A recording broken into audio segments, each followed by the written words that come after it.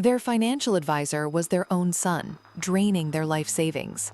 On a chilly autumn morning in November 2018, 75-year-old Margaret Jenkins stared at her online banking statement, confusion etched on her face as she tried to make sense of the numbers. The balance on her retirement savings account was almost zero. A staggering $427,000 had vanished.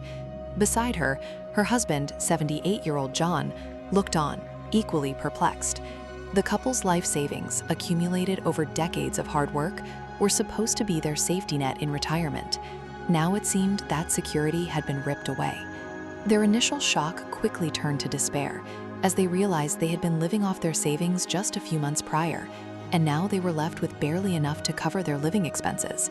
As they scrolled through their transaction history, a pattern began to emerge. A series of transfers, some as small as $5,000, others as large as $100,000, all made over the past 3 years. The transactions were not something they recalled authorizing, nor did they recognize the recipient account details. A chill ran down their spines as they realized they had been victims of a financial betrayal, and the most disturbing aspect was that the perpetrator was someone they trusted implicitly, their own son, Michael Jenkins, a financial advisor who had been managing their accounts for years. The date of the last transaction stood out, October 15, 2018, just a few weeks ago. Margaret and John felt a mix of emotions, anger, sadness, and confusion, as they struggled to comprehend how their son could have done such a thing. They recalled the countless times Michael had reassured them about the security of their investments, and the numerous meetings they had with him at his office. The couple's minds were racing with questions. When did it start? How did he manage to do it without their knowledge? And what had he done with their money? As they sat in stunned silence, the weight of their situation began to sink in. Their retirement, once secure, was now hanging in the balance. The Jenkins world was turned upside down that morning, and as they began to unravel the mystery of their drained accounts, they would uncover a trail of deceit that went back years, and a betrayal that would shake their family to its core. The discovery marked the beginning of a painful journey to confront the truth and seek justice. For decades, John, the financial advisor, had been the rock of his family, managing his parents' finances with care and diligence. His parents, Mary and David, had worked hard their entire lives, saving for their retirement and entrusting John to help them manage their nest egg. They had always been proud of John's career, watching him build a successful financial advisory practice in their hometown. As their retirement approached, they grew increasingly reliant on John's expertise, granting him power of attorney over their accounts.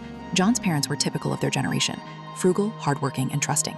Mari, a former nurse, and David, a retired mechanic, had built a comfortable life through careful savings and smart investments. They had always been careful with their money, but as they aged, they began to rely more and more on John to handle their financial affairs. John would regularly visit his parents, helping them with their bills and reviewing their investments. His parents trusted him implicitly, never questioning his motives or decisions. As the years passed, John became more than just a financial advisor to his parents. He was their confidant, their go-to person for all things financial. He would help them with their tax returns and even accompany them to meetings with their lawyers.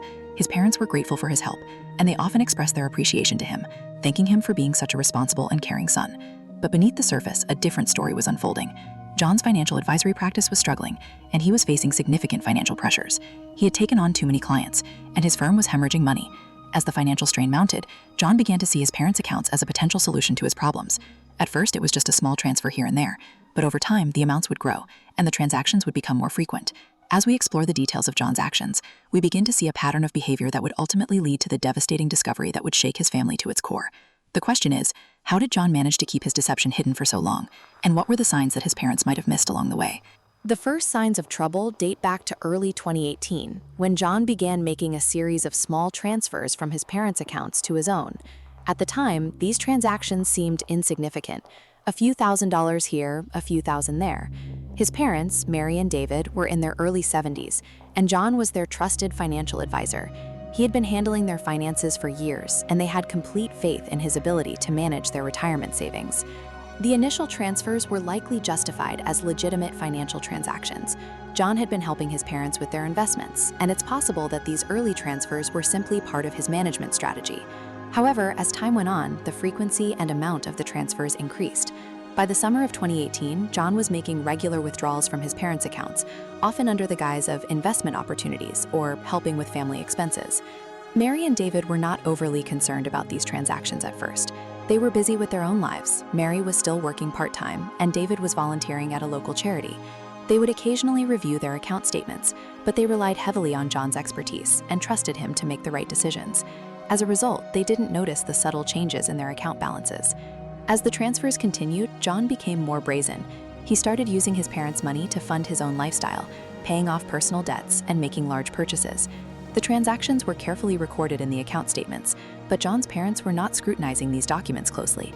They were confident that John was acting in their best interests, and they had no reason to suspect otherwise. By the end of 2018, John had drained a significant portion of his parents' retirement savings. The accounts that were once flush with money were now dwindling, and the reality of their situation was starting to become clear. But John was still covering his tracks, making sure that his parents didn't suspect a thing. The question is, how long could he continue to keep up the charade, and what would eventually expose his deceit?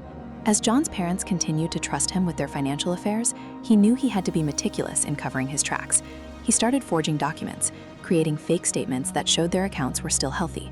He even went so far as to set up fake online login credentials, so when his parents checked their accounts online, they saw the fabricated balances and transaction histories.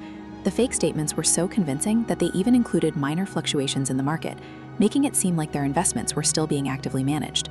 John's parents were none the wiser, and he was able to continue his deception for months. He would occasionally make small withdrawals or transfers that were legitimate, just to keep up the illusion that he was still managing their finances properly. But the bulk of their savings was being quietly drained into his own accounts. The transactions were small enough to avoid raising any red flags, and John was careful to space them out over time. In the spring of 2018, John's mother needed to access some of her retirement savings to cover a medical expense. John was forced to make a withdrawal from one of his own accounts, rather than her actual retirement fund, and then pretend it was coming from her account. He fabricated a statement showing the withdrawal, and even called her to confirm that the transaction had been processed. His mother's trust in him was unwavering, and she never suspected a thing. But John's actions were starting to leave a paper trail. In June 2018, his parents received a notice from the bank about a change in their account management procedures. The notice included a request for them to verify their contact information, including their email address and phone number. John knew that if they actually received this notice, they might start to get suspicious when they didn't recognize the changes he had made to their accounts. So he intercepted the notice and responded to the bank on their behalf, updating their contact information to his own email address and phone number. This move gave John even more control over the flow of information to his parents, allowing him to continue his deception with even greater ease. But it also marked a turning point in his scheme.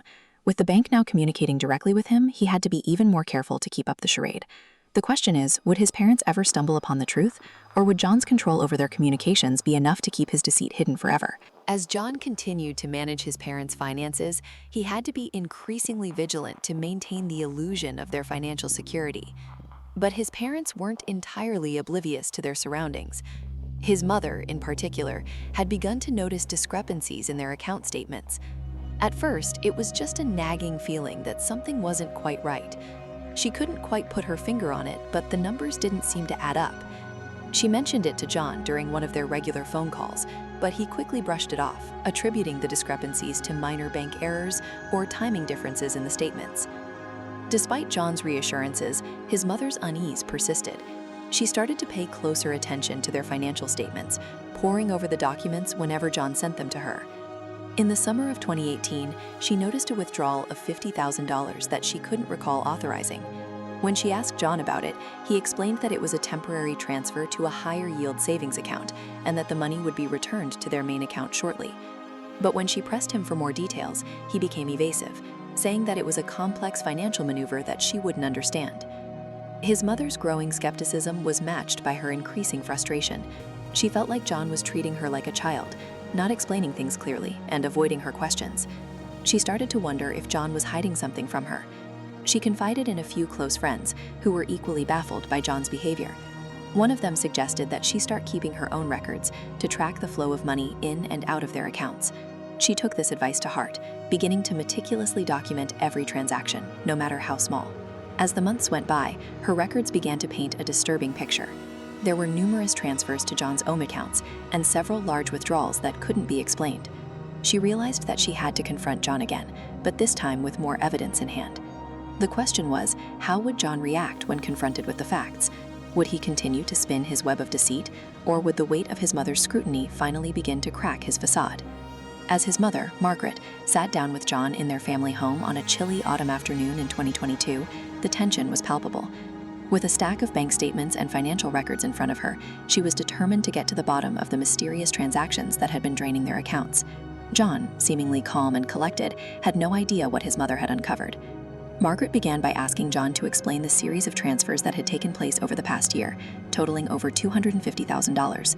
John launched into a convoluted tale of investments and financial restructuring, but Margaret was not convinced. She pressed him for specifics, asking him to produce documentation to support his claims. John hesitated, stalling for time as he tried to think of a plausible explanation. Margaret's eyes scanned the documents in front of her, her expression a mix of shock, anger, and sadness. She had trusted John implicitly, not just as her son, but as her financial advisor. The weight of his betrayal was crushing her. As the conversation continued, John's demeanor began to shift. At first, he maintained a veneer of confidence, but as his mother's questions grew more pointed, he became increasingly agitated. Margaret demanded to know why he had taken such large sums without her knowledge or consent. John's responses grew evasive, and he began to contradict himself. The air in the room grew thick with tension as Margaret's anger turned to outrage. She confronted John directly, asking him if he had been using their money for his own purposes. John denied it vehemently at first, but as the evidence mounted, his denials became less convincing. The confrontation continued for hours, with neither side willing to back down. Margaret's determination to uncover the truth was matched by John's growing desperation to maintain his facade. As the evening wore on, it became clear that John was struggling to keep his story straight.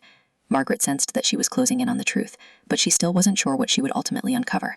As the meeting drew to a close, Margaret made it clear that she would be taking her findings to the authorities. John's expression turned cold, and for a moment, Margaret saw a glimmer of something sinister behind his eyes. The question now was, how far would John go to protect himself from the consequences of his actions? The authorities took John's case seriously, and on February 10, 2023, he was formally charged with multiple counts of financial exploitation of a vulnerable adult, a felony offense in the state of California. The district attorney's office froze his assets and froze the remaining balance in his parents' accounts, securing what was left of their retirement savings. As the news spread, John's professional reputation began to crumble. His financial advisory firm terminated his contract, and his clients began to distance themselves. On March 15, 2023, John appeared in court for his arraignment, where he pleaded not guilty to all charges. His defense argued that the transactions in question were legitimate investments made on his parents' behalf, despite the overwhelming evidence to the contrary. The prosecution, however, presented a detailed timeline of John's actions, highlighting the systematic way he had drained his parents' accounts over several years. As the trial progressed, Margaret and her husband testified against John, recounting the events that had led them to discover his deceit. The prosecution also called expert witnesses to analyze the financial records, revealing the complex web of transactions John had orchestrated to conceal his actions. On June 20, 2023, after weeks of deliberation, the jury delivered a guilty verdict on all counts. The sentencing hearing took place on August 8, 2023. The judge sentenced John to 5 years in state prison and ordered him to pay restitution to his parents, totaling over $750,000. As John was led away in handcuffs, Margaret couldn't help but feel a mix of emotions: relief that justice had been served, but also sorrow for the years her parents had lost due to John's betrayal. The aftermath of John's conviction was far-reaching. His professional license was revoked, and he was expelled from the financial industry. The case sparked a wider investigation into the firm's oversight practices, leading to changes in the way they monitored financial advisors' transactions with family members. For Margaret and her family, the ordeal was a painful reminder of the importance of vigilance, even when it comes to those closest to us. The financial loss was devastating, but the emotional toll was perhaps even greater, leaving scars that would take time to heal.